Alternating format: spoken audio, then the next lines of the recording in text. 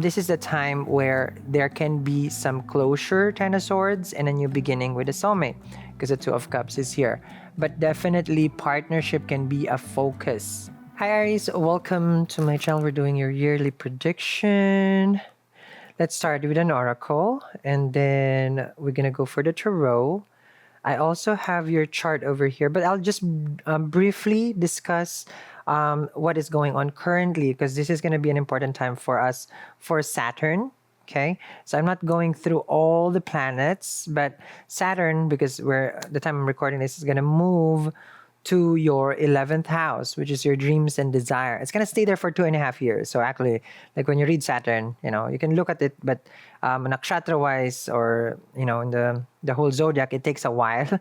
So it's going to slowly come into your money and income, which is good. Your dreams desire, natural lord in the 11th house, which is very good. There's a lot of things manifesting from your desires. This is a kama house for you. Okay, so things that gives pleasure.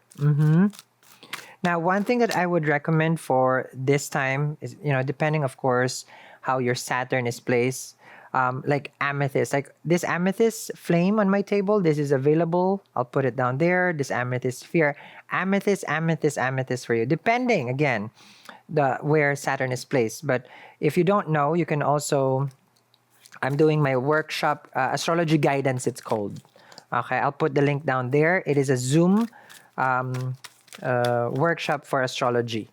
Okay, for how to read your chart. So let's see what's going on for you guys. But amethyst would be good. You have here peace. Okay. So 2020 is interesting because it says 23 and then it's peace.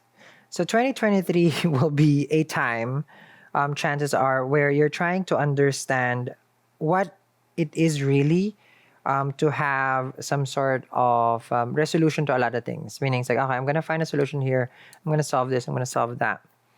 But during this time, what your main goal is, or your end goal for this, is just to have a clear set of like mind. Like you want it like, well, I want to have a peaceful life, so this is where you're coming in. You want something that, it's like, I just want things to be okay this year. So nothing that, you don't want any unnecessary changes. This is what you're saying. See, new life. This is good. So the person here is actually stretching. Can I? Okay. Because I'm far from the camera. But it's about your new life. Now, the new life that you have, this is pertaining to like closing a chapter, of course, relationship, partnership, from what I'm seeing here. And there's an egg from the piece, and then there's you coming out from that eggshell again, all right, which is good. So now you're realizing that's like, I'm in a new path in life, and I want to be reborn. You're breaking grounds, you're breaking walls, which is good. This is number 39, if you connect with the number 39. Let me see. And taking care of yourself. You have yin. So it's more about your food, your diet, especially Mars is in Taurus right now. If you're not familiar with second house is our sustenance. This is where you get your support. And you having, Mars retrograde in the second house, in the past year, it has caused some certain issues, can be with your health, because it's going to look also to your 8th house. There were things that is unpredictable. Now, these are all deeply rooted because of the things that you were eating, the diet that you have. Now, yin also is a part where you can be doing some sort of manifestation, like in a divine feminine way, where you work with the moon. So you may be using a lot of like clear quartz. This is good, especially if you are taking care of your health wise. I like, for me, I have one here in my studio, in my place, where I would channel healing energy to the clear quartz, for the environment that I'm in. So that way, like, it's without health, it's like, it's so important. Like, it's health is wealth. Like, we all know that. So I channel the energy here of the yin, that it vibrate, or the vibration of this is master manifestor. It's a master healing crystal also. It vibrates to heal the environment. Okay, so let me show it to you guys. This particular one, I think it's down there. So everything here, actually, I think I can put it. Yeah, because I select from the store that we have, and then I bring it here. So whatever connects with me during that day, I bring it in the table, then so that people see actually what I work with and what you can what can help you. Like I love this flame amethyst. Okay. So that's that one. So for healing, all right. I do my recommendations here for people who's manifesting different things. So welcome. Now, manifestation for peace, I don't have it here, but I always, because I changed this to, oh yeah, I don't have it. It's an obsidian crystal. You're taking a break also. This is a moment. So this is about releasing toxic energy in your environment. So this moment that you have in your life where you are taking care of yourself in a new life, it feels like it is for your inner growth. So a lot of inner work from what I'm seeing here can be like doing exercise, pranayama, breathing exercises, or listening to healing sounds. That's good. Now the yin also is about water. So make sure that you're always, like this is can be like a whole year for you where you stay hydrated. That's gonna be good. Or you stay near, of course, the water if that's something that cools you and heals you because it gives you a peaceful energy. And the new life is always about balance here with regards to your work. I understand the whole, theme of work-life balance, but if work is your purpose, you don't need balance. Because for me, work here, the things that I do, is balance. So I don't need to be torn between, do I have a life? Because once you look at your work as it causes imbalance, then you're in the wrong field. Because your work is your duty, and as a duty, this is Capricorn right now. Oh, Sun in Capricorn, gorgeous time. Venus in Capricorn, Saturn is still there in the 16th, but Sun in Capricorn, which is the most auspicious placement for Sun, also besides Sun in Aries. This you can gain so much here with regards to fame, success, but this is also like realizing that you can make it, but you need to remove certain things in your life. So it's about like giving back the energy to yourself. Song of the Sea, which I told you about being next to the water. And then you have nature of the beast. Nature of the beast. So Song of the Sea, from what I'm seeing here, is that you could be, I told you, like healing frequency and vibration. So you may be doing those, how to say, like 487 hertz. If you know that frequency, there are meditation frequency. This is going to be helpful for you this year because it's like the whale, how they have what's called sonic waves that they communicate and you hear it. I'm seeing here where you can also be finding your spirit guides guiding you and then teaching you the path where, like what you're meant to do. So a lot of soul exploration. You have nature of the beast. There are things that we cannot control. And once we learn to accept that, that's a time that we really grow as humans. When we understand, like, okay, the only thing I have control is actually my feelings. And that's it. Good time for your career, by the way, in the next 30 days. And I do invite you guys to attend the workshop for the Astro Guidance. The Astro Guidance is if you know your sidereal chart, or if you don't know your sidereal chart, this is a workshop. Then there is a Q&A. Okay, we're still discussing. It's either because it's 4 sessions. Either we do it in 2 sessions or 4 sessions. Okay, so let me see here. The World card, a lot of completions with regard. Oh, this is Saturn also. This is Aquarius. This is travel. So this year can be filled of travel, Queen of Swords, 9 of Wands, 10 of Swords, and 8 of Wands. So from what I'm seeing here for the Aries is there's a lot of things. There's a lot of things that you can do. Okay, the World and the Queen of Swords over here. There's a lot of things that you can do. And what I'm seeing here is that you're able, okay, to separate yourself from different things in life.